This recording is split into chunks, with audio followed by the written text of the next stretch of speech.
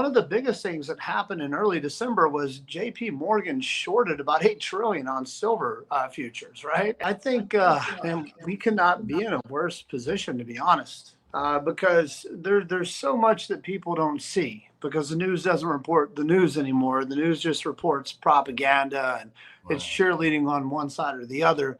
The serious things that are taking place in the world are really not addressed. So one of the biggest things that happened in early December was JP Morgan shorted about 8 trillion on silver futures, right? And it Right. just, nobody seemed to notice. No one seemed to care. That could almost completely devalue the dollar itself, with that. And what that did is that made the world not want to use the US dollar as the petrodollar. Right. So that's what most people didn't, the news didn't talk about. They didn't want to freak anybody out, I guess, or they just didn't care. But so when that event occurred, our dollar was probably in the most fragile state it's been since the creation of the Federal Reserve.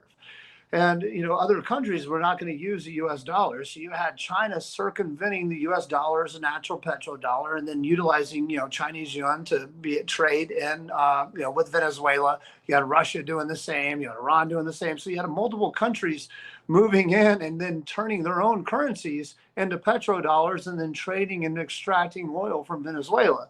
Well, once Trump saw that, he saw the writing on the wall. Because another thing I think a lot of people are not really spun up on and paying much attention to is the BRICS currency and the BRICS Accord.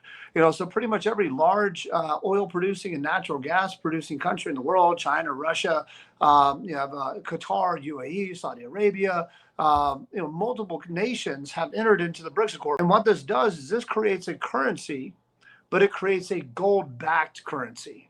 Right. And so what this does is if once this BRICS currency is stable, I would say weren't able to trade with Venezuela through this currency yet. But once that currency is stable, it will single-handedly collapse the U.S. dollar and the U.S. economy overnight.